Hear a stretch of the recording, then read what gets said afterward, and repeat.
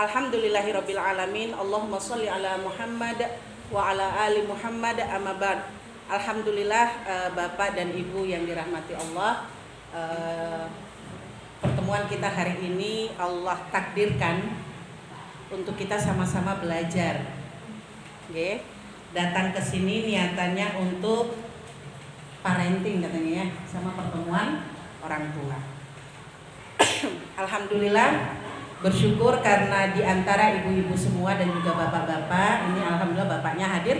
Ibunya ada nggak, Pak? Oh, udah pulang. Jadi bapak yang di sini. Ora popo. Ya, nggak apa-apa. Maaf ya. Jadi sebenarnya memang untuk kebutuhan mendidik anak itu yang lebih utama tuh bapak. Ya, harusnya bapak yang datang. Jadi ibu-ibu boleh pulang sekarang. Panggil bapak datang. Gitu. Jadi nanti saya yang paling cantik gitu loh ceritanya. Ya, karena memang itu sebuah tanggung jawab ketika Allah memerintahkan ku anfusakum wa ahlikum naron, itu tanggung jawabnya ada pada bapak.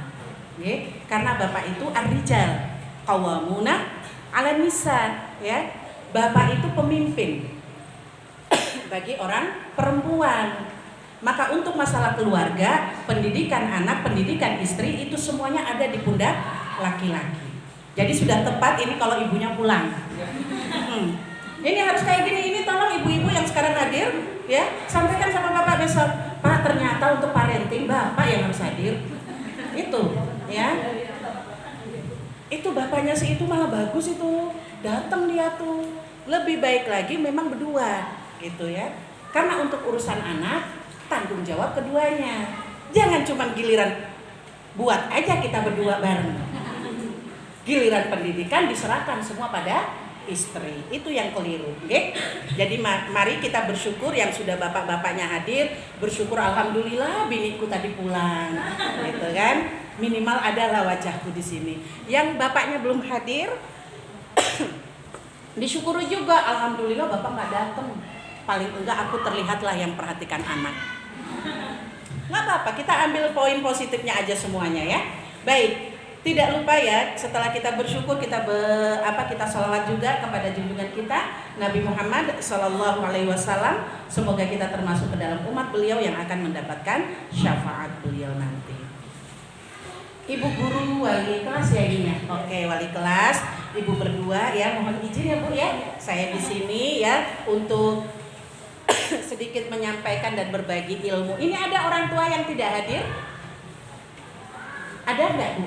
Yang orang tuanya nggak datang? Anaknya ada, orang tuanya nggak ada? Ada. Berapa orang Bu? Kalau kemarin yang izin ada 4 orang. Alasannya apa? Pakai numpuk? Selesainya ini bekerja. Oh bekerja, oh ya, baik. Jadi anda yang di sini tidak bekerja semua?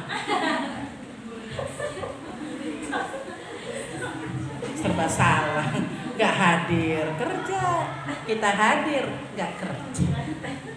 Gak apa-apa ya, mari. Saya dititipin pesan untuk membahas tentang peran orang tua menjadi sahabat anak saat belajar di rumah. Kenapa Bu Ibu? Panjenengan nek nang ngomong ngajarin anak piye? Harimau semua.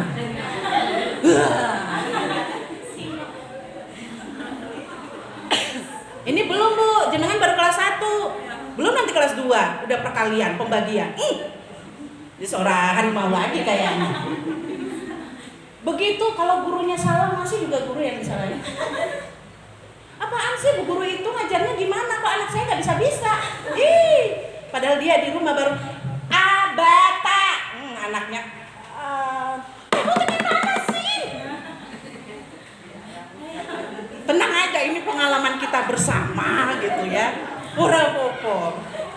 Makanya kita hadir ini ya di pengajian atau di parenting ini dalam rangka mengungkapkan unek-unek kita, untuk menyuarakan hati kita gitu ya, bahwa sebenarnya tidak mudah ternyata untuk mendidik anak. Apa meneh ngajarin pelajaran ya. Banyak orang tua yang mengeluh apalagi pada masa-masa pandemi kemarin. Itulah masa kejayaan para guru. Nek ora gelem ya sudah ngajari sendiri di rumah. Baru sekarang tahu ngerasain nek ngajari anak itu enggak mudah.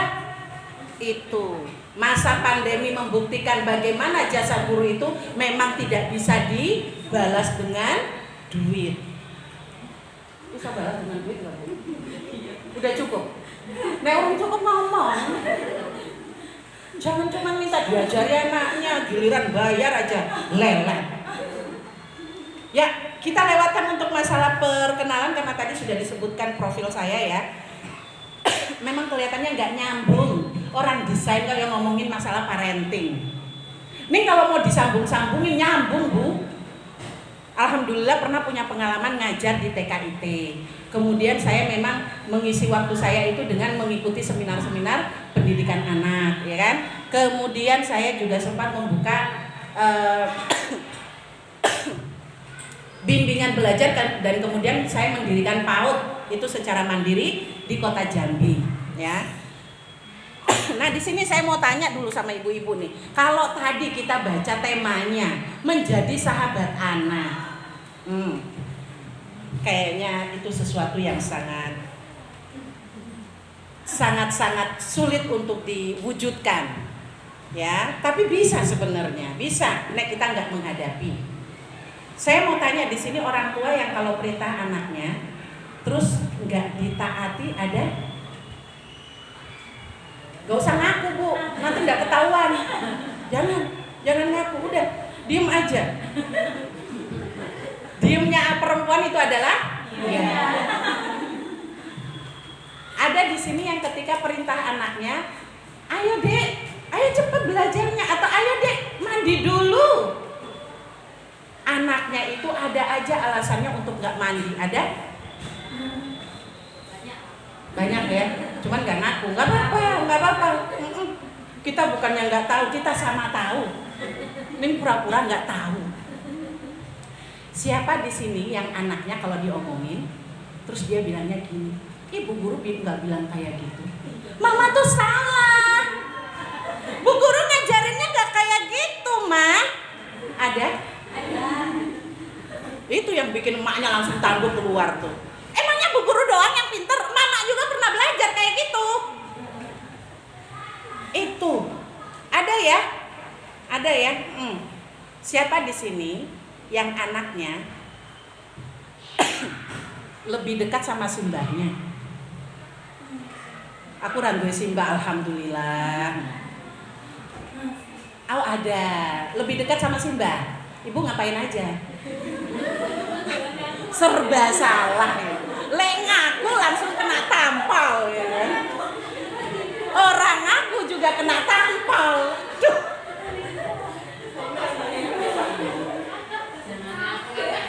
Pokoknya orang sang ngaku wes. Dalam hati aja ya Allah itu saya tuh.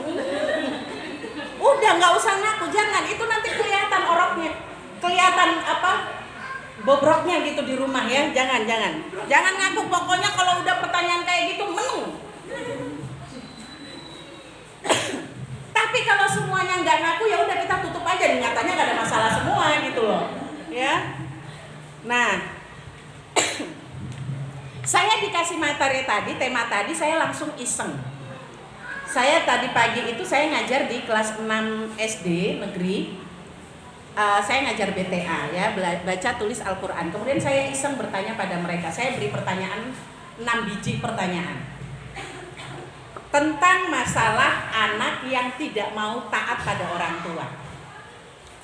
Anak saya memang disuruh memang dia ngelawan dulu sih, tapi nanti dia kerja kok, gitu ya. Ibu yang saya maksud adalah begitu kita perintah, dia langsung jalan, tanpa ada alasan.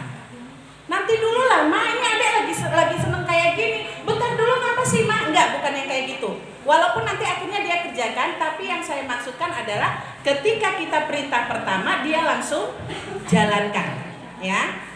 Saya tanya yang pertama gini, kenapa nggak suka diperintah sama orang tua? Jawaban anak-anak itu macam-macam, tapi secara umum mereka mengaku capek. Gak suka diperintah orang tua karena mereka capek. mageran. Kemudian apa? Ada lagi yang bilang bosen disuruh terus. Itu pertanyaan pertama. Pertanyaan kedua, saya tanya, pelajaran apa yang paling kalian sukai? Ada yang jawab seni, karena seni itu seneng aja kita tuh ngelakuinnya gitu ya. Ada yang bilang olahraga karena bisa main-main. Ada yang bilang matematika karena aku suka berhitung.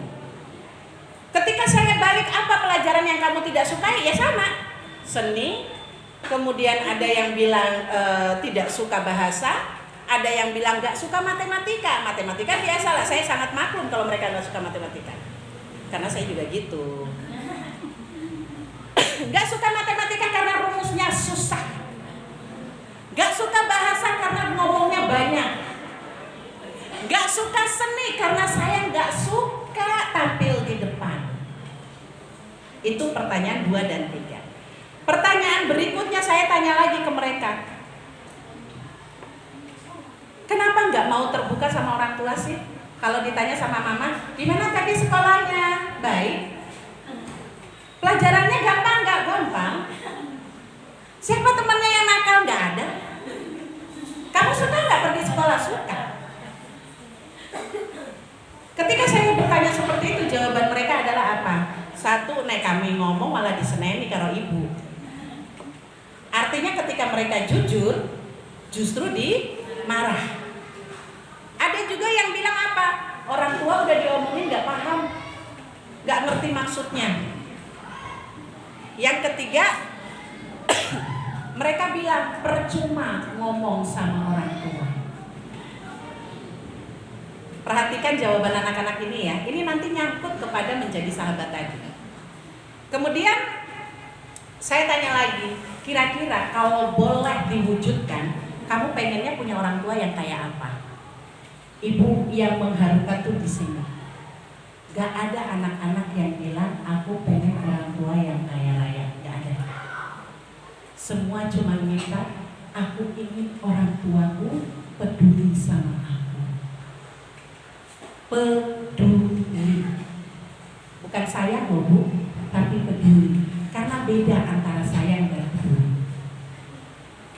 Kalau sayang, kita bisa wujudkan rasa sayang itu dengan berbagai cara. Yang sibuk kerja akan membalas rasa sayangnya itu dengan apa? Ngasih mainan, kasih duit, kasih macam-macam kebebasan. Tapi kalau peduli, anak nggak ngomong pun orang tua paham harus ngapain. Itu bedanya.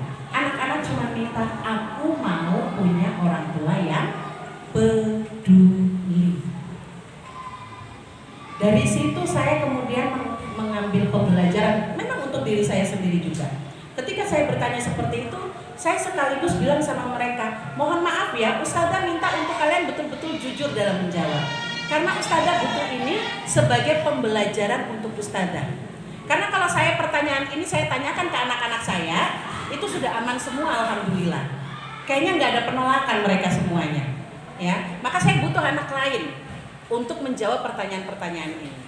Nah, ibu-ibu sekalian, setelah kita mendengarkan tadi apa jawaban dari anak-anak, aku nggak mau bicara sama orang tua, aku nggak suka disuruh sama orang tua, karena aku tuh lagi capek.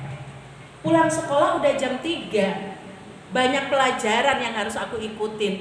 Belum lagi aku harus menyesuaikan diri dengan temanku, entah yang temanku suka bully, ya kan? Temanku yang suka ngejek namaku, temanku yang suka ngejek nama bapakku, itu adalah sebuah tekanan yang tidak terlihat oleh orang tua. Dan terkadang karena kita punya rasa memiliki terhadap anak, maka semuanya kita kasih ke anak. Perintah pun seperti itu. Kamu anakku, maka apapun yang aku perintahkan kamu harus ikut. Sementara anak, dia menolak kita, sehingga akhirnya dia mengambil sikap diam. Karena dia merasa bahwa Anda bukan orang tuaku. Secara biologis mungkin iya, tapi kita nggak punya ikatan secara emosional.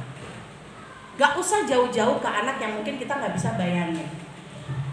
Ibu-ibu aja deh, nek karo bapak wis jarak artinya jauh, Terlalu banyak hal yang Bapak buat yang membuat hatiku mati rasa. Kira-kira nek Bapak ngomong A, kita bakal ngikut ora? Kan gitu. Enak wae le ngakon-ngakon. Status bisa jadi. Ya. Karena nggak ada ikatan emosionalnya. Di awal-awal saat masih dalam suasana jatuh cinta antara kedua orang tua, segala sesuatunya didengar. Jatuh aja gimana dek? Kenapa kok jatuh? Wis ketika merasa itu merenggang akibat hal-hal lain, jatuh, kui mata nangen di.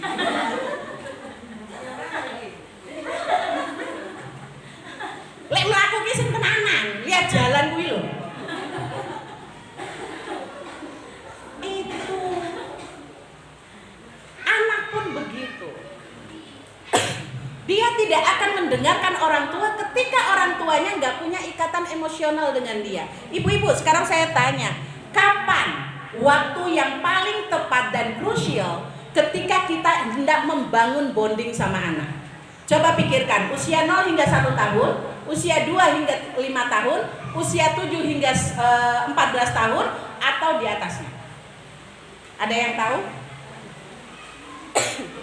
Kira-kira waktu yang paling krusial untuk kita membangun bonding dengan anak kita, itu usia berapa? Ibu, aku datang ke sini untuk belajar, jangan ditanyain, Bu. Ya ora ngerti lah aku. Perhatikan ya. Ini ketok ini ibu-ibu muda yang anaknya baru 1 berapa? Siapa aja? Anaknya baru 1. Itu berarti yang kelas 1 ini adalah anak pertama. Oke, baik. Yang sudah 2. Umur yang anak pertama berapa, Bu? 7 tahun. 7 tahun berarti kelas 1 ini. Oke, kelas yang nomor 2-nya 3 tahun. Baik, Bapak. 2 tahun apa 2 orang ya? 2 orang. Yang pertama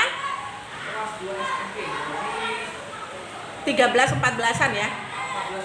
14 tahun. Baik. Nek 14 tahun, nek saiki adiknya 7 tahun, Bapak bisa tahan ya Pak 7 tahun ini Pak. Keren.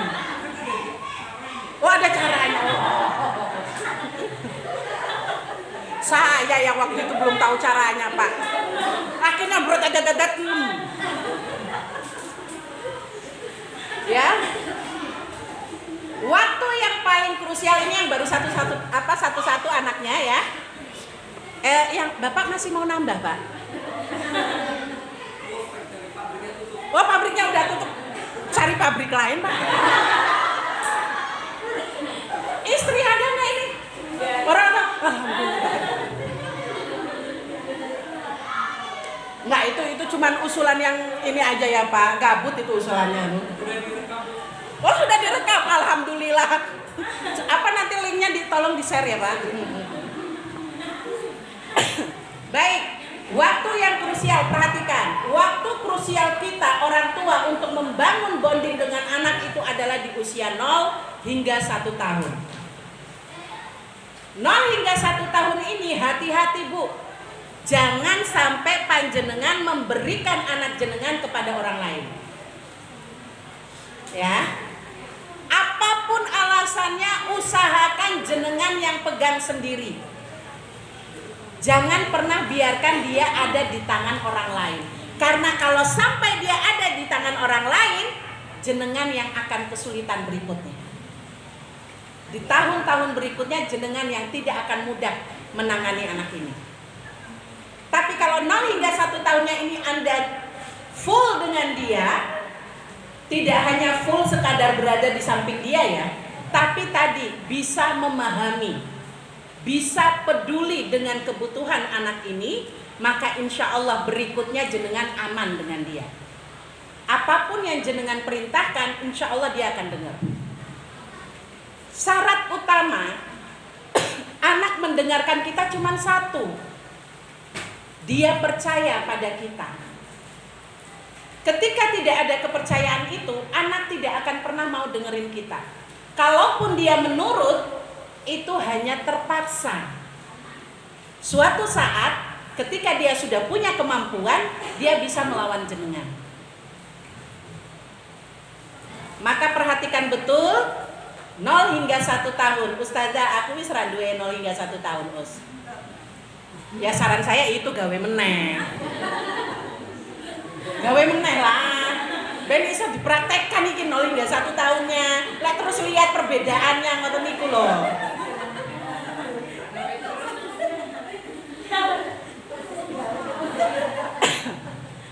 Nek ora gelem gawe meneh ya wis. Ngarek ikut-ikutan tutup pabrik ya wis. Ora apa-apa, nek wis terlanjur ya punya saya udah 7 tahun Ustazah, gimana dong? Perbaiki. Caranya gimana? Peduli. Itu aja kuncinya. Ketika dia sudah 7 tahun, maka jenengan kewajibannya adalah peduli pada kebutuhan dia.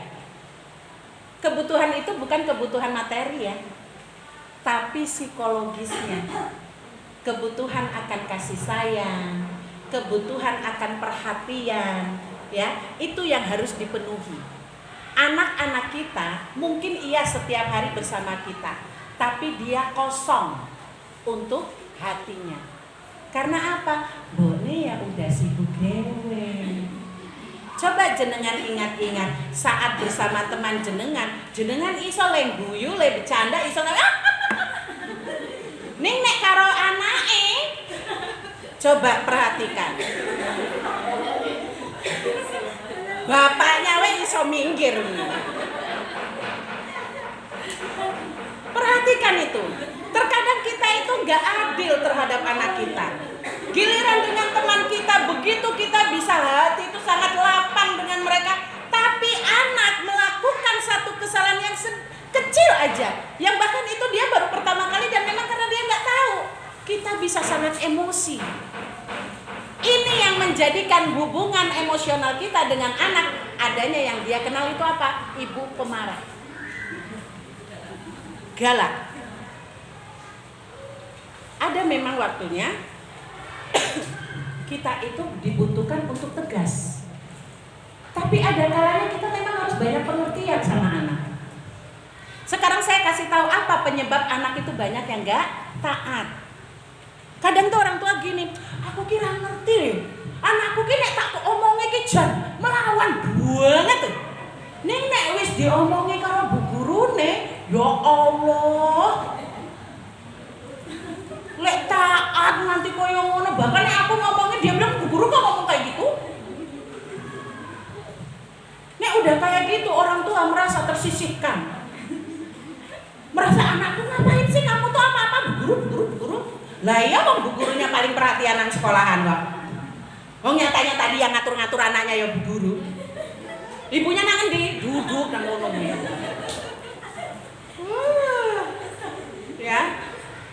Satu, tak kasih tahu ini. Kenapa kok anak kita nggak ada keinginan untuk menaati kita? Dia taat hanya karena terpaksa. Engko nek aku ora taat karo ibu iki, bakalan aku ora ditukokke makan. Kuwi lho ceritane.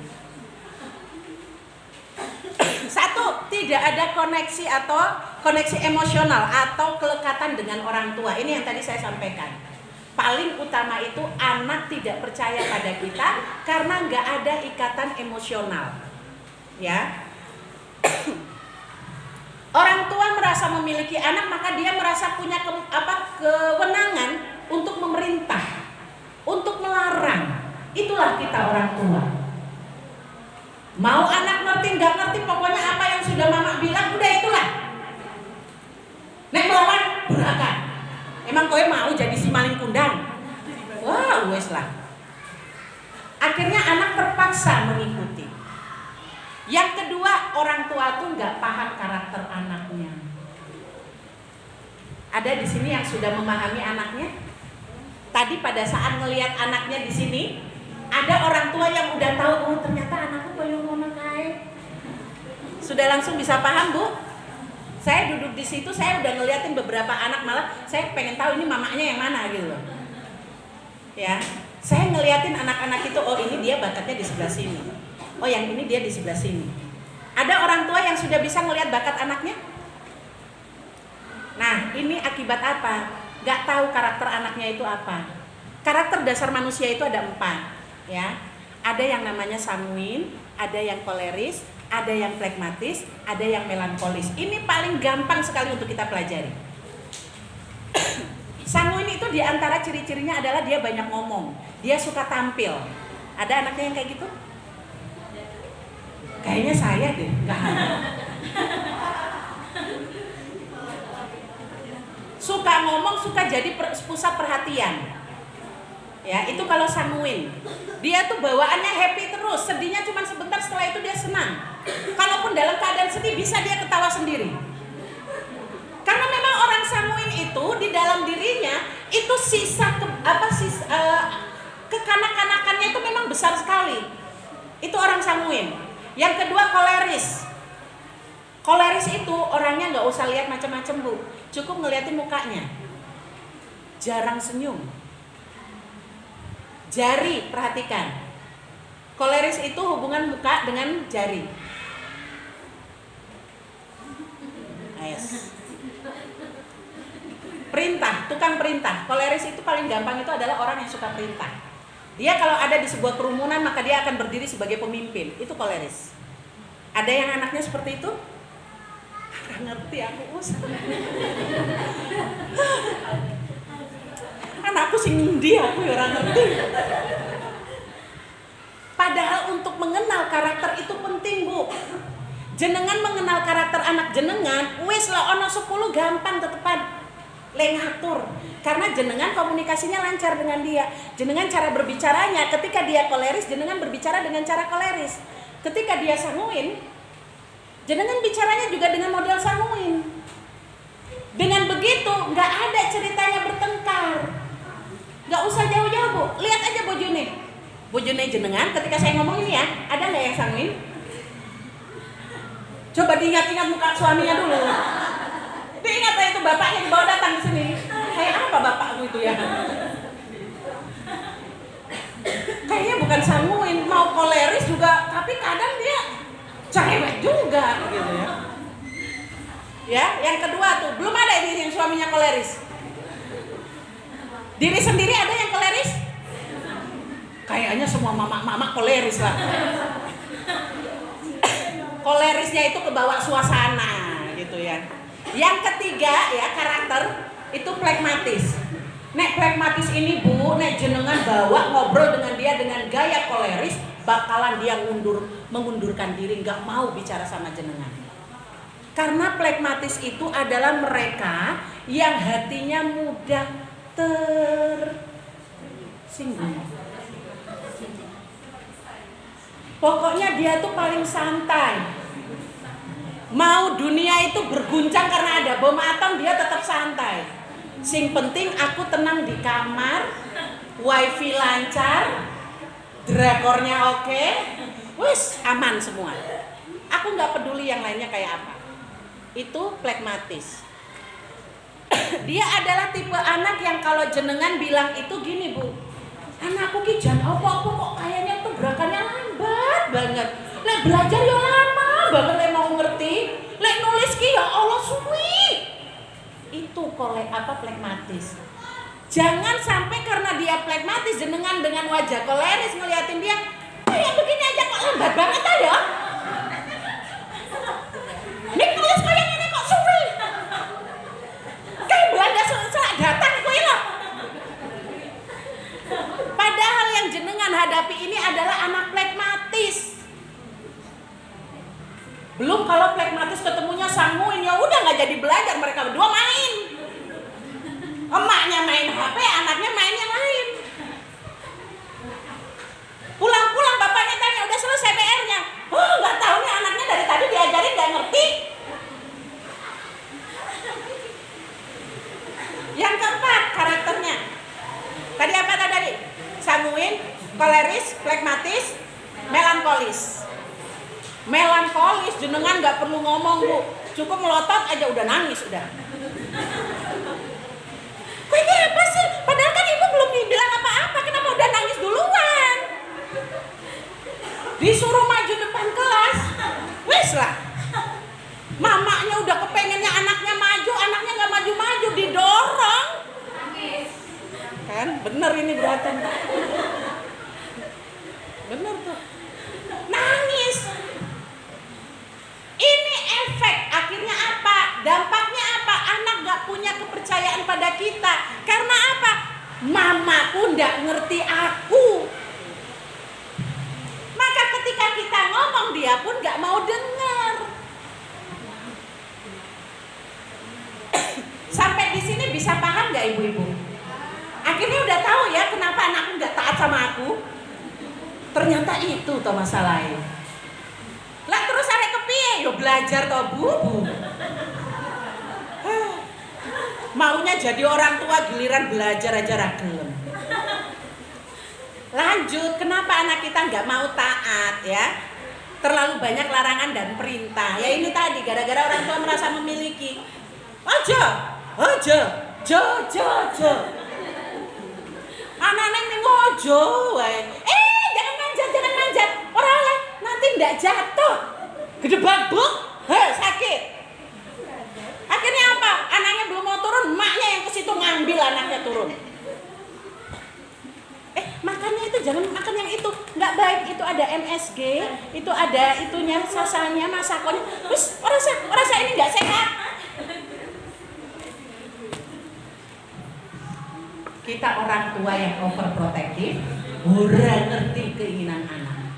Lah terus nek aku nggak boleh makan ini terus aku makan sing ngendi mama wera masak. Ketawa paling gede itu kayaknya. Kita selalu perintah, kita selalu melarang tanpa pernah memikirkan kebutuhan anak, keinginan anak. Saat dia memang kepingin manjat, nggih sampun Bu, jenengan ada di bawah gini. Tungguin di bawah. Atau beri dia peringatan, hati-hati ya. Kalau naik ke atas, nek kepleset jatuh, ini nanti di bawah tuh sakit. Ora apa-apa Pak, oke, Mama udah kasih ingat ya. Ingat, nanti kalau jatuh, wes bangkit sendiri. Kita ini kadang ibu-ibu milenial, ibu-ibu generasi Z, kadang gak tegaan. Akhirnya apa ya, itu tadi melarangnya lebih banyak. Kalau anak dulu, apalagi sing anak lanang, nek urung ono luka, kuiki urung laki. Nek sekarang nek iso anakku jangan sampai luka. Lanjut, yang keempat, orang tua tuh ndak konsisten. Engko nek kowe nggak kerjakan iki PR, pokoknya ra oleh mangan. Anaknya nggak kerjain PR terusan, lebih asik main, lebih asik mungkin tidur di bawah tidur. Mama nggak tega, wes nangki makan. Anak akhirnya belajar, tuh ibu kayak gitu ya, tepak aku meneng wae atau aku nangis, nanti pasti aku dikabulkan. Dari situ anak belajar. Ada yang punya anak kalau di tempat umum pengen sesuatu masih nangis-nangis, kata orang mah tantrum, ya kan? Nangis guling-guling, emaknya panik. Gimana caranya mendiamkan? Akhirnya ya wes, sing endi? Arek endi? Belum lagi ketemu mbah nih. Halah ming 5.000 kaya ora ditukokke.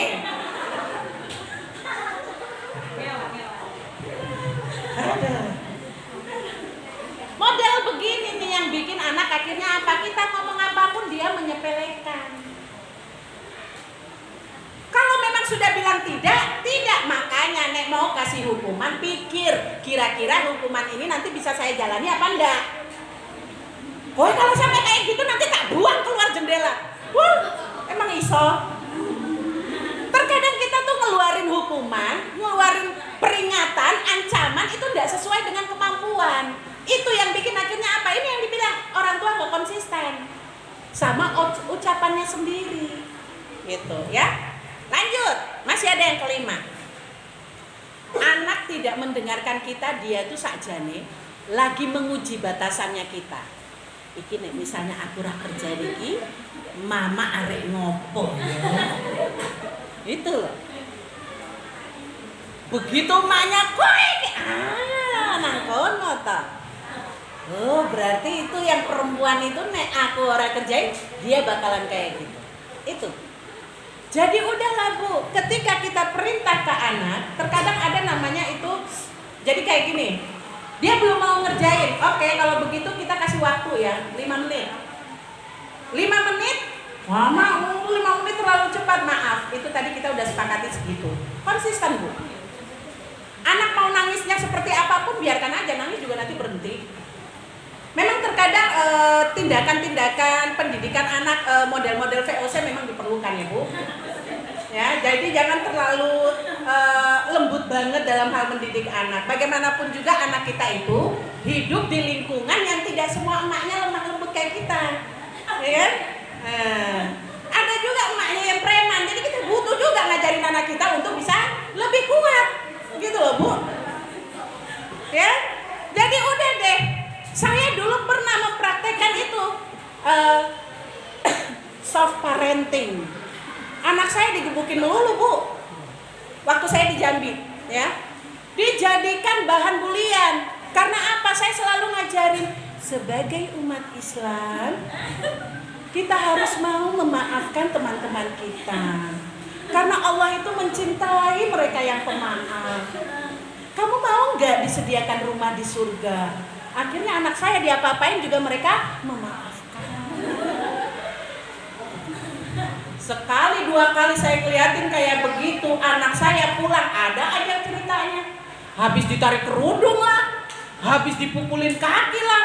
Kata saya berikutnya, stop model kayak begitu mah.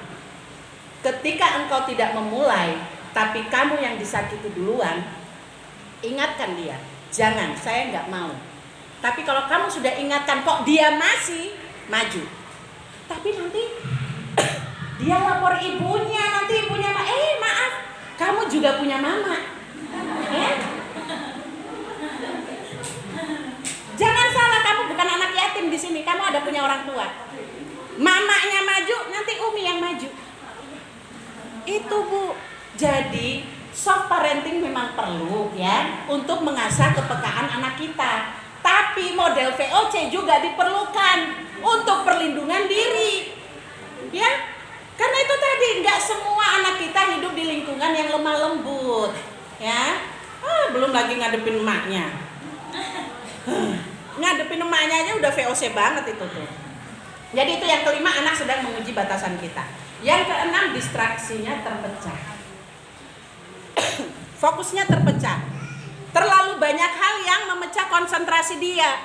Arek belajar, emaknya duduk di samping, benar duduk di samping nih sambil pegang HP. Terus ngobrol lagi, chatan sama temennya.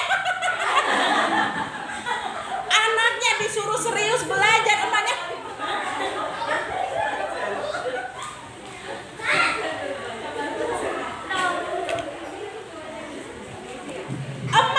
asik ngechat kancani. Nek anggap pasnya scroll TikTok yang muncul Maestro Bu. Ibu, Maestro apaan Maestro? Nggak ngerti apa-apa Bu, alhamdulillah berarti. Ngebukain TikTok, ngeliatin video-videonya kok api-api ya. Ngeliatin ada baju lewat gamis, cakep. Mulai kirim link ke grup. Cakep loh ini, dijadikan seragam, bagus lah kayaknya. Terus ada yang nggak usah kayak gitu, akhirnya berantem di grup. Emaknya marah-marah di situ. Apaan sih nih ibu ini? Anaknya di samping. Apaan sih mama nih ya? Akhirnya nggak konsentrasi untuk belajar. 2:30 udah. Padahal belum selesai ini disolusi Bu. Nah, lanjut ya. Terlalu capek yang ketujuh Bu. Terlalu capek. Ya, bapak-bapak kalau udah terlalu capek disuruh nyeboin anak mau nggak? Kagak. Ya, sama anak juga gitu. Kalau udah pulang sekolah udah capek kok masih disuruh belajar dulu lah. Tadi aku di sekolah ya belajar Mak. Mama kira aku di sekolah ngapain nyangkul? Aku belajar loh Mak. Nah di rumah, sampai di rumah belum selesai apa-apa. Habis udah, setelah ini kamu mandi, kamu makan, habis itu belajar, kerjain PR-nya. Allahu Akbar. Bagaimana anak itu tidak stres, Bu? Akhirnya apa? Anak gak bisa ngucapin, gak bisa ngomong kayak Bu Nida, ya, gak bisa ngelawan kayak Bu Nida, ngeluarin 20.000 kata. Anak akhirnya apa? Diem, pergi, masuk dalam kamar, tiduran, atau apa? Apa kan ibu tuh? Akhirnya apa? Tantrum. Emaknya ngeliat kayak gitu, ikut-ikutan tantrum. Pengen diomongin kok yang gak dengerin. Bapaknya pulang melihat emaknya tantrum, kalian ngapain ini? Makin pusing lah bapak pulang kantor ngeliatin anak dan bini tantrum semua. Ini loh, ya. Jadi ketika kita udah terlalu capek, ibu-ibu, ya Allah kasihan anak kita ya. Kalau udah sekolah ya udah biarkan dia tuh ada jeda, Bu. Jangan pula nanti ibu-ibu mana PR-mu biar mama yang kerjain. Jangan. Tanyakan perasaannya. Gimana? Kamu capek ya? Nek misalnya habis ini setelah kamu mandi, kamu makan, terus lanjut bikin PR, kayaknya kamu kesel ya. Oh ya udah kalau gitu kamu istirahat aja dulu. Nanti bolehlah setelah itu, aku mau nonton TV. Oh boleh, 10 menit ya. Nanti berikutnya kita kerjain PR dulu. Setelah itu baru kamu boleh lagi nanti lanjut nontonnya. Jadi kita ajak ngobrol, ajak diskusi. Biasakan anak-anak kita itu ngeluarin pendapat. Jangan itu tadi merasa memiliki, akhirnya apa? Nggak peduli. Pokoknya kalau mama udah bilang kayak gitu, dengerin. Diajarin untuk bisa jadi bagus malah. Ya. Jadi mari ibu-ibu belajar memahami anak kita, ya. Beri waktu untuk dia istirahat, oke? Selanjutnya, yang terakhir, kenapa anak kita itu tidak taat ketika kita perintah untuk belajar? Di antaranya adalah apa? Orang tua nggak tahu gaya belajarnya anak. Anaknya itu cara belajarnya dengan visual. Emaknya maksa dengan kinestetik. Anaknya sukanya yang kinestetik, emaknya suruh duduk diem. Lihat tuh papan tulis, nulis. Maka anak itu akan merasa bosan. Setiap anak itu unik, nggak sama cara belajarnya. Ya, Anda juga kalau disuruh kerjain sesuatu yang bukan passionnya, yang bukan kesukaannya, mesti melawan kok. Ya, bapak bojo dewe nyuruh kalau nggak sesuai dengan keinginan, coba. Enak aja main nyuruh, sama kerjain dewe. Itu. Jadi mari ibu-ibu, dengan penyebab-penyebab ini coba kita koreksi diri kita. Sehingga apa? Oh ternyata aku selama ini jadi harimau nih gara-gara ini nih. Paling utama aku nggak ngerti karakter anakku. Aku nggak tahu cara belajar dia. Tadi nih ada di sini ya, salah satu anak. Itu tadi drama ya. Drama pendek anak-anak. Yang anaknya kebagian bukunya direbut itu anaknya siapa? Ada nggak anak apa emaknya di sini? Apa bapaknya? Wah aku nggak perhatiin tadi siapa sih diambil bukunya? Ayo, anaknya siapa tadi yang diambil bukunya, direbut sama anak laki-laki tadi? Oh baru sadar ibunya. Soalnya tadi aku ngeliatin HP, nggak tahu kalau anakku. Ya, itu ibu tahu nggak? Tipe belajar anaknya apa? Ketertarikan dia di mana? Kinestetik. Iya, kinestetik memang iya. Jadi dia ini begitu dia berdiri, saya langsung melihat, wow, iki calon-calon artis, Bu. Karena dia langsung masuk ke perannya loh. Itu ekspresinya tuh langsung tadi berubah. Nek jenengan perhatikan, makanya saya tuh langsung terbawa suasana. Saya asik sendiri di sini. Saya ngeliatin dari rekaman anak saya, emaknya di belakang tuh. Bu, anakmu ya di depan iki sudah nyanyi senang-senang, jenengan.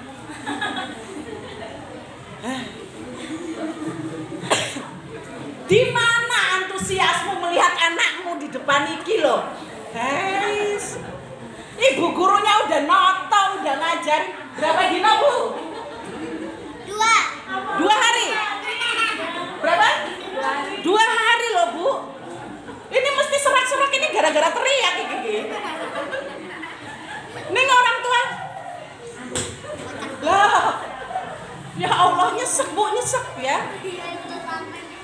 Jadi kalau kita sudah tahu tadi ya, berapa penyebabnya Bu kenapa anak tidak taat? Berapa? 8 lah. Aduh, ya Allah. Udahlah duduk di bagian depan.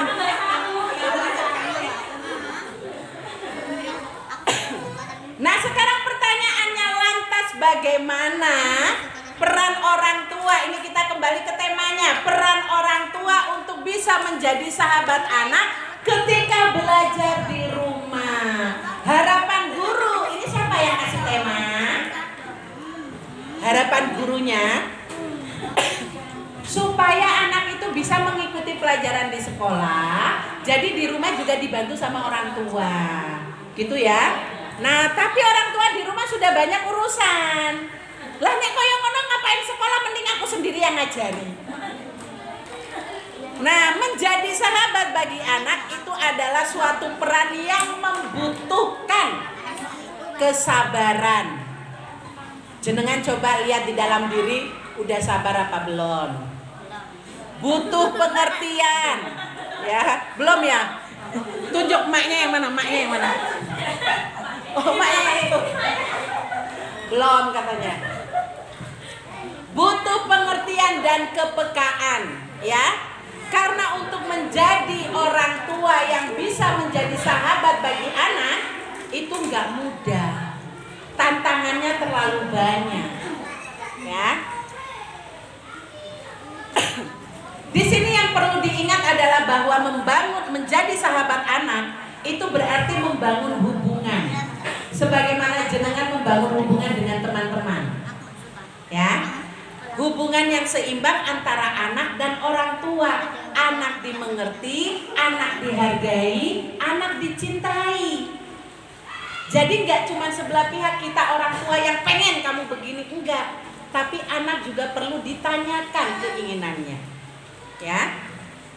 Nah sekarang tipsnya untuk menjadi sahabat anak. Yang pertama paling utama sekali, yang pasti kenali karakter anak. Dengan jenengan mengenali karakter mereka, insya Allah itu sudah sedikit mengikis perbedaan komunikasi jenengan sama anak. Ya, pelajari itu. Karena tadi yang saya bilang, anak itu unik. Mereka punya karakter sendiri-sendiri. Gak bisa disamain. Dalam hal belajar seperti itu, gak bisa kita ikan disuruh disuruh terbang, itu gak bisa. Maka ketika anak kita tahu, oh dia ini memang kalau untuk hafalan lemah, gitu ya. Nah ketika ada sekolah atau guru yang minta, bunda minta tolong ini anaknya ya untuk urusan hafalannya, tolong untuk digenjot juga di rumah. Di sini orang tua dan guru perlu bekerja sama. Mohon maaf ustazah atau mohon maaf mam atau biasa panggilnya apa miss ya. Mohon maaf miss, anak saya ini memang lemah dalam hal hafalannya. Saya nggak nuntut yang lain-lain miss, yang penting dia itu bisa tetap tiap hari dengar Al-Quran aja. Saya tetap di rumah berusaha untuk dia bisa tetap hafalan. Gitu deh. Yang kedua, kenali cara belajar anak. Jangan dipaksa, kalau dia kinestetik jangan disuruh duduk anteng. Ini juga perlu diketahui oleh para guru. Biar apa? Guru tuh nggak ngomong sama orang tua, mohon maaf ya bunda, ini kok anaknya nggak bisa diem ya. Kalau disuruh nulis kok lambat sekali, kenapa ya bu? Jangan tanya kenapa. Itu memang gaya belajar dia, karena mungkin memang dia bukan seorang penulis. Gitu loh. Maka ini tugas orang tua yang mencari tahu gaya belajar anakku gimana, terus kasih informasi sama guru. Masa ada kalau gurunya yang harus cari tahu sendiri? Ya, anaknya ada banyak, 31 ya nih. 31 masa harus dicek satu-satu. Orang tua bantu. Miss, anak saya ini metode belajarnya tuh begini-begini. Dia kalau di rumah asik banget kalau belajarnya seperti ini. Itu dikonsultasikan sama guru. Nanti kalau pertemuan orang tua jangan cuma bilang, anak saya nggak apa-apa, terima kasih bu guru, terima kasih miss. Enggak, sebutkan apa yang menjadi kendala anak kita. Yang ketiga, mendengarkan. Ibu-ibu ini perhatikan ya, mendengarkan dan penuh perhatian. Jadi tidak hanya asal anak itu cerita kita oh tapi kita nggak tahu maksudnya apa. Oh, terus kita cuma kepengen gali-gali aja tapi tidak menyiapkan solusi untuk anak. Ya. Yang berikutnya adalah bersikap terbuka dan tidak menghakimi. Apapun yang diceritakan anak tidak perlu dijustis, nggak perlu dihukumi itu benar itu salah. Tanyakan perasaan dia ketika kamu melakukan itu, apa yang kamu rasakan? Apakah kamu senang? Ketika kamu bisa, misalnya nih, ketika kamu diejek sama temenmu, apa kamu suka? Kalau dia bilang dia nggak suka, maka jenengan mengarahkan. Jangan terus bilang, ya udah kalau gitu besok dibalas aja kalau dia ngomong kayak gitu. Enggak, asik juga. Ya. Tapi arahkan dia untuk bagaimana bersikap menghadapi teman yang suka menghina.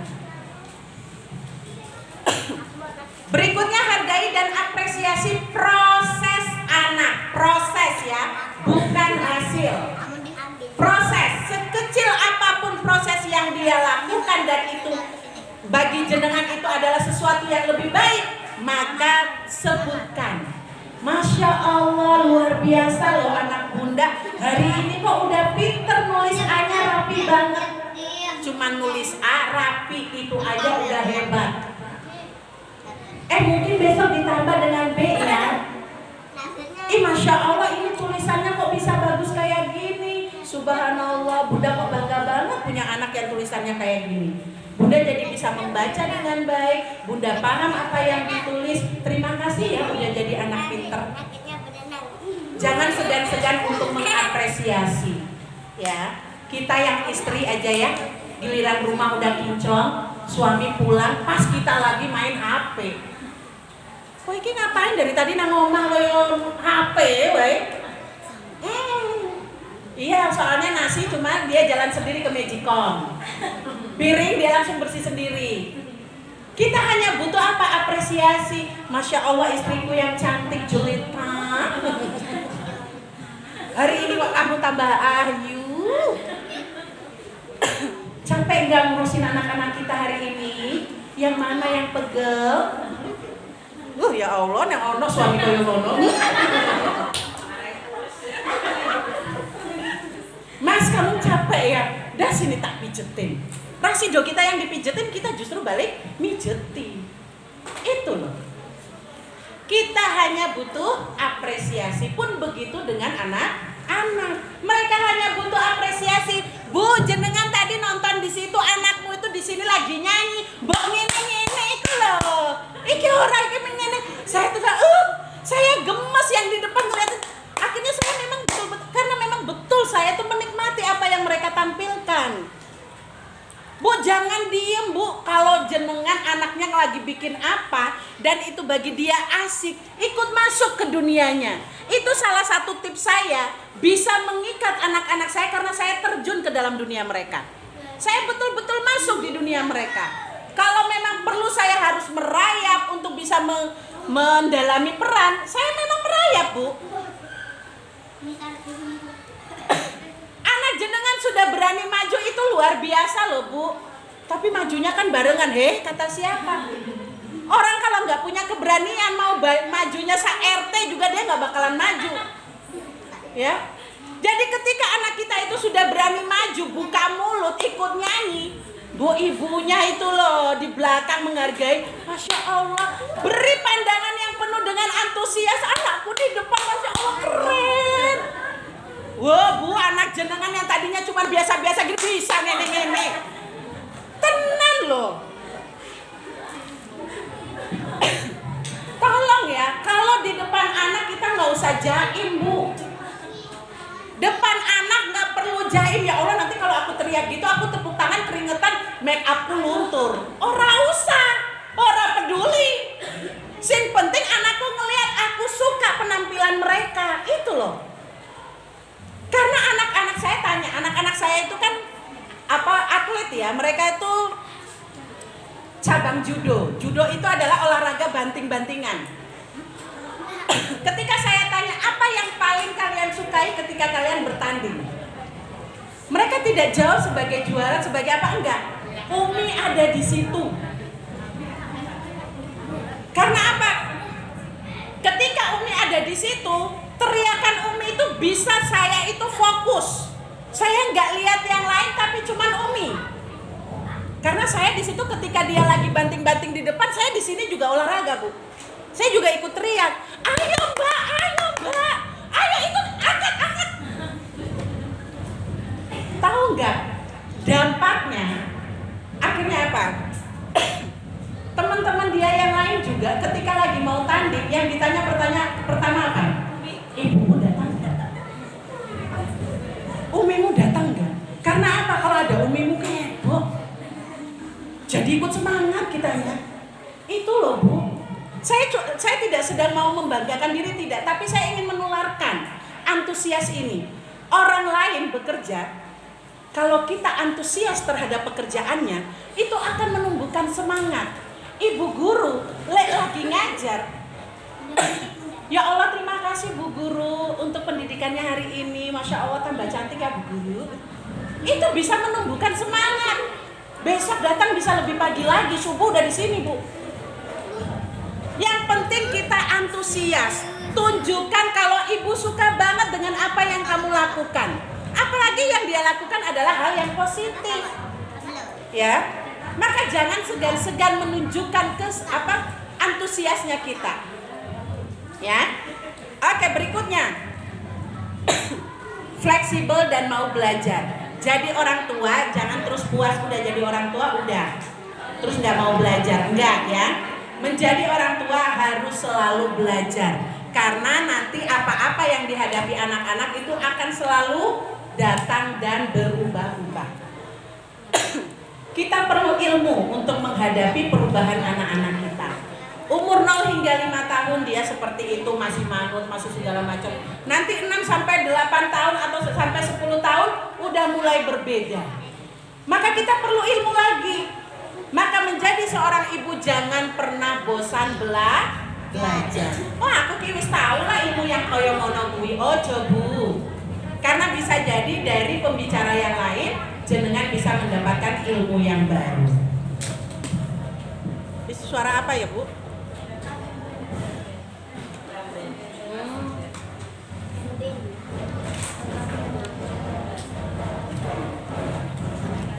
Selanjutnya memberi dukungan secara emosional kayak tadi ya.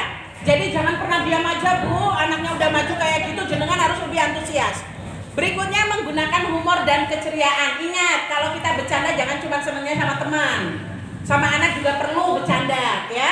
Tapi ya itu, jangan sampai menghilangkan kewibawaan kita. Bercanda bisa, tapi tetap menjaga wibawa sebagai orang tua ya.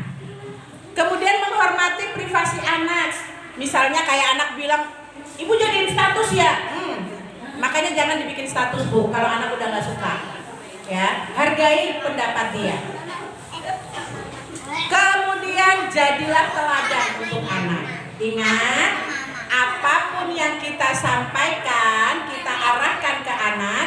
Kalau kita sendiri tidak melakukannya, maka itu tidak akan didengar oleh anak. Sedangkan di sisi Allah, Allah bilang apa? Kabura maqtan indallahi an taqulu ma la taf'alun. Suatu kebohongan yang besar ketika engkau memerintahkan sesuatu, mengatakan sesuatu yang kamu sendiri tidak melakukannya. Allah ngancamnya sampai apa? Kebohongan yang besar. Kamu tuh pembohong. Ngomong ning orang lakoni jarko. Ojo nganti koyo ngono ya Bu. Nah, mungkin itu saja yang bisa saya sampaikan pada kesempatan kali ini. Mudah-mudahan itu bisa menjadi tambahan ilmu bagi kita semua dan bisa memperbaiki apa yang perlu kita perbaiki. Dari saya sekian, aku qouli hadza astaghfirullahaladzim wa astaghfirukum. Billahi taufiq wal hidayah. Assalamualaikum warahmatullahi wabarakatuh.